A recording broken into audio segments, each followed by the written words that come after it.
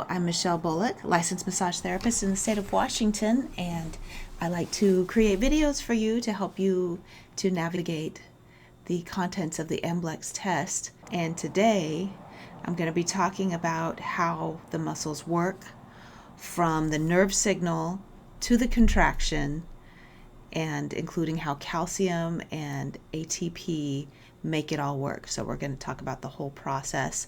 I'm not going to go into a lot of detail, but I'm going to acknowledge the details, the specifics of how things work, but I don't want to really dwell on those specific details, like all the way down to like understanding like NAD plus, NADH right now, because that's kind of beyond the scope of what is necessary for you to know. So we'll just talk about it as we go. So stay tuned. But first, real quick, I wanted to let you know that there are some free resources for you down in the description that I've created. Some printable resources and a mini course. The mini course is all about how to apply for and how to prepare for the MBLEx that is going through the Federation of State Massage Therapy Board's website, and putting in your application, and then what are the next steps to scheduling your spot with Pearson VUE, and from there how to study and what to expect on test day. So that course is for free, and the link is in the description. I also have a study guide for you. I'm going to go to page 2. A study guide for you to print up. It looks a lot thicker than it actually is because the printer only did single-sided, but it goes through all 7 topics of the MBLEx and goes through into a little bit more detail about each topic of what specifically you need to know, so you can check off each thing that you studied as you go along. I got all that information from the Federation of State Massage Therapy Boards. And then I made a practice test. This is an example of it. This is test 2, which is available in my 10 test bundle. But I have a free practice test for you. It looks exactly like this. So it's multiple choice, just like the MBLEx. There's 100 questions. At the very end, you get the answer key, and then there's a topic key, so you can circle which ones you got wrong, and that will help you know which area you need to spend some more study time on. Okay, that housekeeping is out of the way, and I do want to also acknowledge all of you who have been throwing into the comments and emailing me directly to let me know that either you've scheduled your MBLEx or that you passed your MBLEx. I'm so gratified to hear from you. So please reach out and tell me where you are in your process. This is all really exciting. And in the comments, I see lots of people commenting for each other, cheering each other on, encouraging each other. And that's just so wonderful to be creating this community here. So with that, we'll go ahead and get started. Now, I want to describe from the big picture down to the small picture how it all plays out. So what we start with is the big muscle. And in the image that I have, we have like a thick, yucky looking piece of meat. And it goes from the big muscle down to a fascicle, which are smaller bundles, and then the smallest bundle would be the muscle fiber, which is actually the cell. Wrapped around each of those cells is the sarcolemma, and that's where the nucleus of the cell is. And there's multiple nucleuses like spread all over the cell, and then inside of the bundle that is the fiber, the muscle fiber, you have all of the little myofibrils, and you have the sarcoplasmic reticulum all networked inside of it with mitochondria scattered all over the place. Inside of each of those myofibrils, which is like a big bundle, is all of the little sarcomeres, which are the contractile units of the cell. So this is where the action happens. Outside of the fiber, you've got all these neurons webbing in, and where they connect with the outside of the fiber is called the neuromuscular junction. Makes sense, right? And then there's a motor end plate where each of those neurons actually touches, where the energy exchange happens, and they call it action potential. When the energy comes from the brain and it creates a reaction of like sparks of energy. And, it's basically like hydrogen electrons, like bouncing back and forth. So the action potential, which is the energy, comes from the neurons, the electricity, and it starts a chemical reaction, which is essentially comes down to calcium being poured into the cell.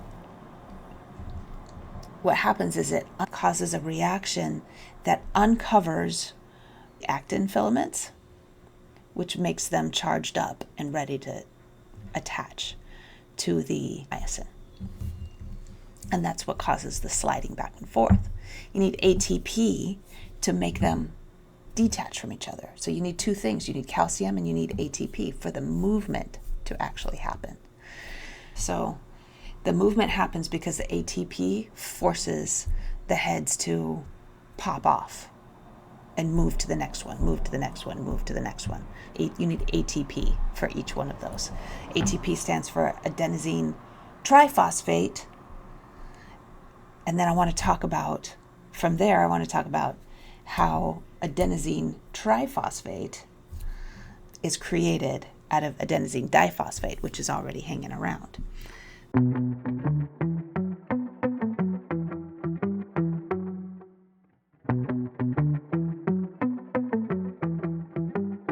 There are three ways that the body produces ATP, all up inside of that muscle fiber.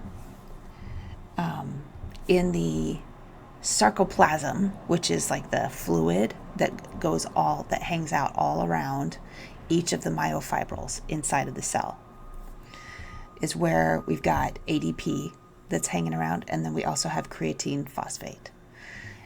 That's the first way. That's the fast way to make energy. So it can make a quick burst of energy when you need to jump up and run. So basically the creatine phosphate is hanging out, and it just like immediately it gives its phosphate up to the ADP and creates ATP.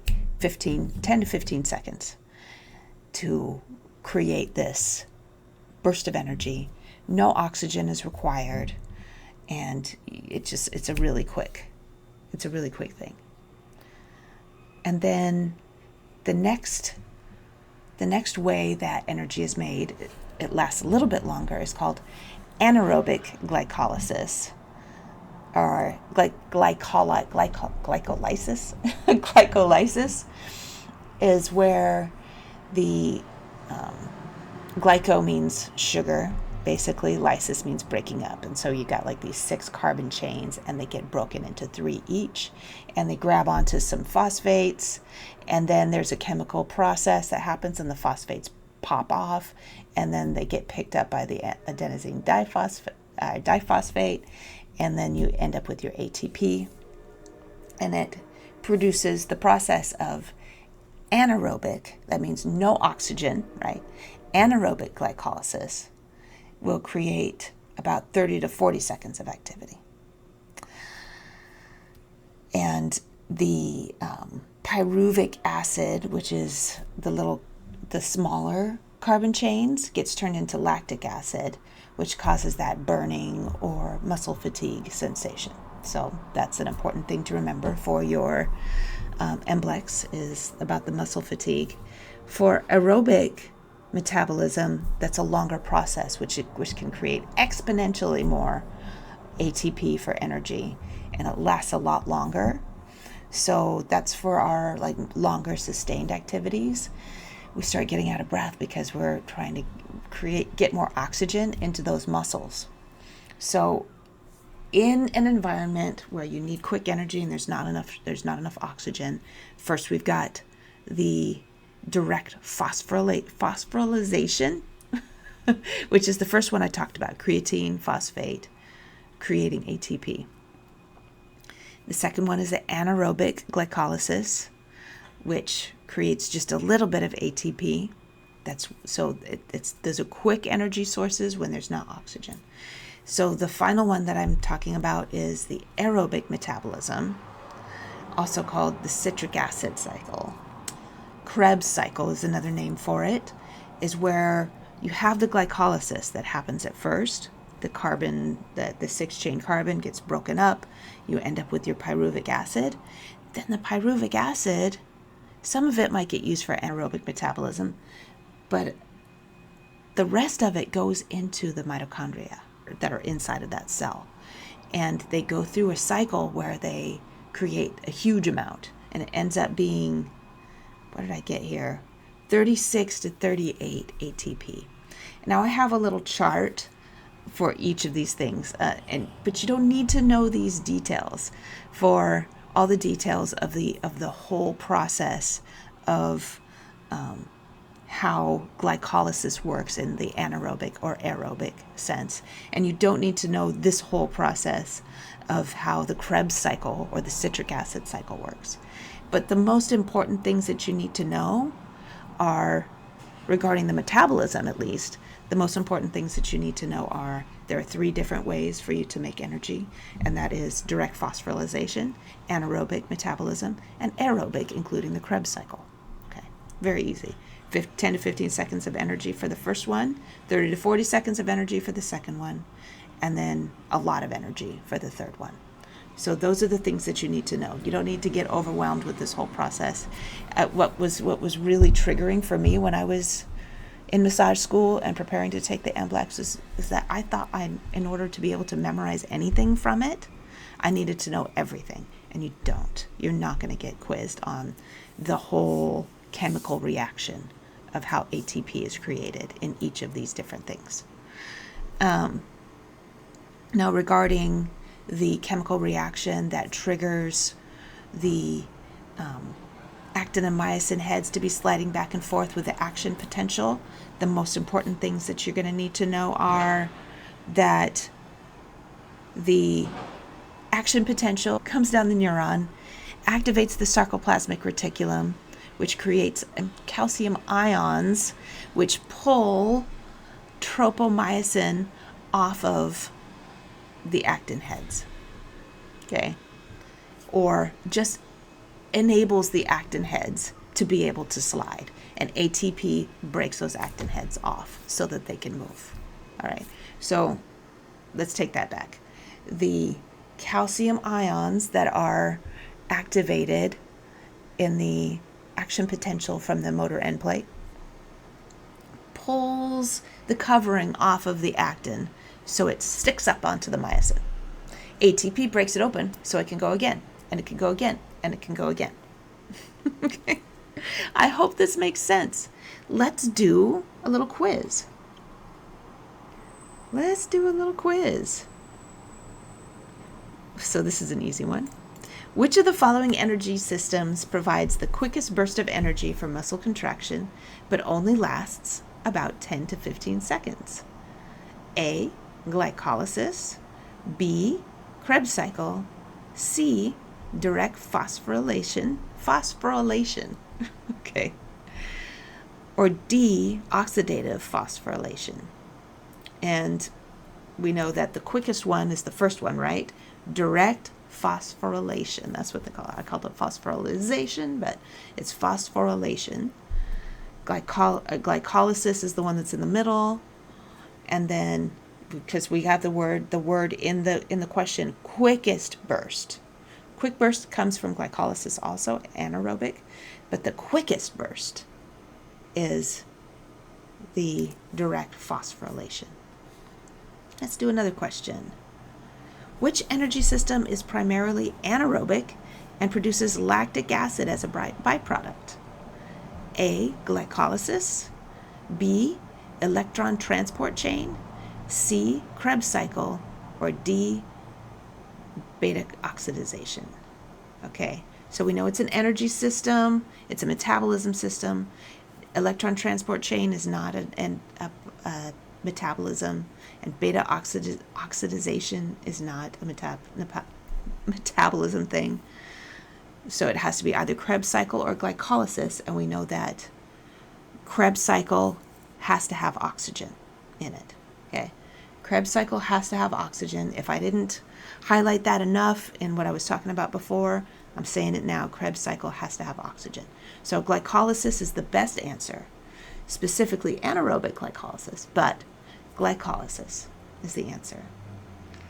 And another energy system question, which of the following energy systems is aerobic, occurs in the mitochondria, and is most efficient for long duration activities?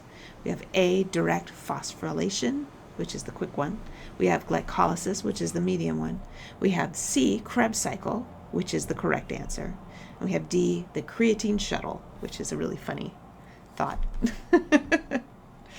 Okay, how about another question?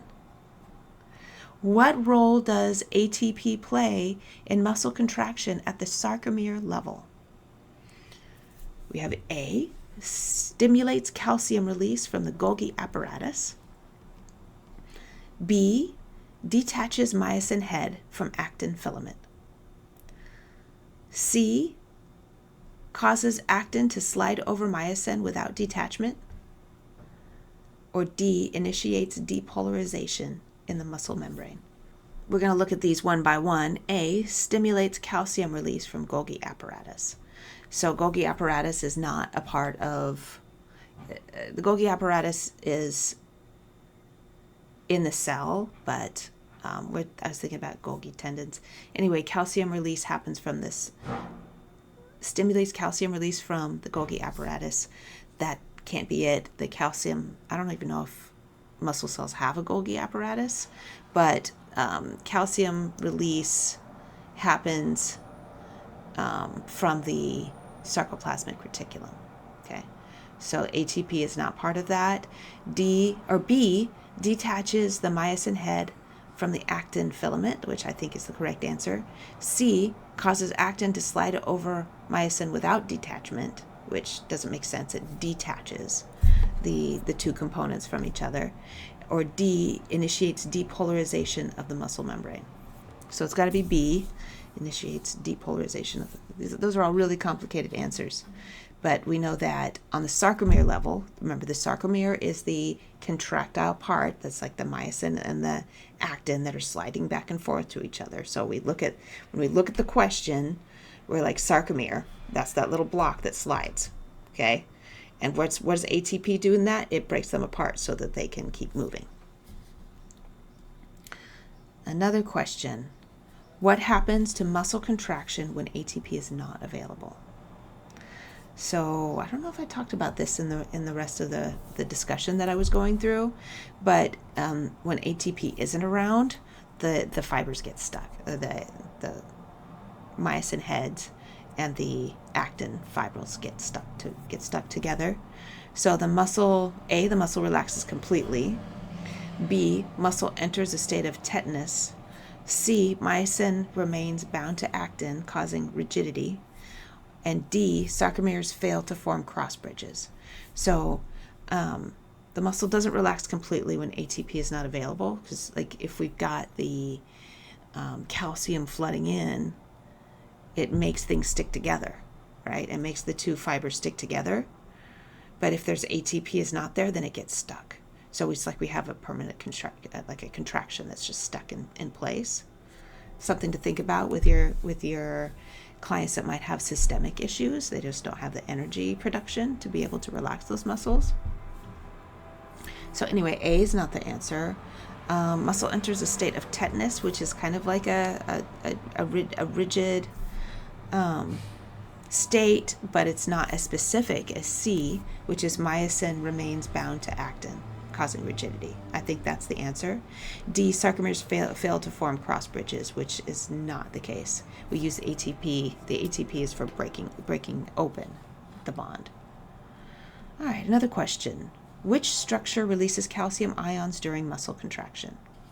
Which structure releases calcium ions? Now remember, the calcium ions are floating down, la la la la la, it's like a snow globe in there, of calcium ions, which causes actin filaments to become staticky, right? So what structure? The mitochondria, that's the factory, the energy factory. B, myofibril, which is the tube that has all the sarcomeres inside of it. And the sarcoplasmic reticulum is that network where that calcium stuff happens. So that's C, sarcoplasmic reticulum. T is the T tubule. I didn't talk about that because I don't think it's that important for the MBLEx. I don't want to overwhelm you with too much information. What is the role of calcium in muscle contraction? Okay, A, it provides energy to myosin heads. B, it binds tropomyosin to start the contraction. C, it breaks down acetylcholine in the synaptic cleft. Or D, it binds troponin to expose the binding sites on actin. I don't know if I was specific enough when I was talking about that. This is a very specific question that you might not actually get in the MBLEx, but just in case, the actual process is that it binds to the troponin, which causes an environment where the tropomyosin, which is over the top of the actin filaments, gets pulled off. So it's some extra detail that I don't think you necessarily need to know, but it's like calcium is like, ooh, and it grabs on this troponin stuff, which creates an environment that sucks that tropomyosin off, and then the actin filaments are free, and then the myosin goes and sucks onto it. Where does glycolysis occur in the muscle cell? A, nucleus. B, sarcoplasm. C, mitochondria. Or D, synaptic cleft. Now, we talked about this. The nucleus, that's where the genes get made, right? The B is the sarcoplasm, which is the liquid all around the muscle fibers, or the myofibrils. C, mitochondria, that's where the energy gets made, right? Where the big energy gets made. And then D, synaptic cleft, that's the place where the motor end plate is, just to fill you in on that. And we know already that the sarcoplasm, which is the fluid that surrounds each of the little myofibrils inside of the muscle fiber, is where the glycolysis happens to create that pyruvic acid. What happens to calcium at the end of a muscle contraction? I didn't talk about this part yet. A, it remains in the sarcoplasm. B, it binds permanently to actin. C, it is broken down by acetylcholinesterase. Or D, it's pumped back into the sarcoplasmic reticulum using ATP. Specifically, it goes back into the sarcoplasmic reticulum. So it's not just used up. It actually looks like the action potential settles down. The calcium ions are like, nah, we're going back home. Okay, they go back home to the sarcoplasmic reticulum. All right, well, that's going to be enough for today. That's a lot of information. If you have any questions specific to the presentation, or if you want to critique how I did it, the specifics of what I discussed, please go ahead and put it in the comments below, and we'll have the discussion about how exactly this whole process plays out. And make sure and get your free stuff, your free practice test, your free study guide, and your free mini course, and watch out for that 10 test bundle so you can do as many practice tests as possible so that you can time yourself and be ready for that big MBLEx when it's time.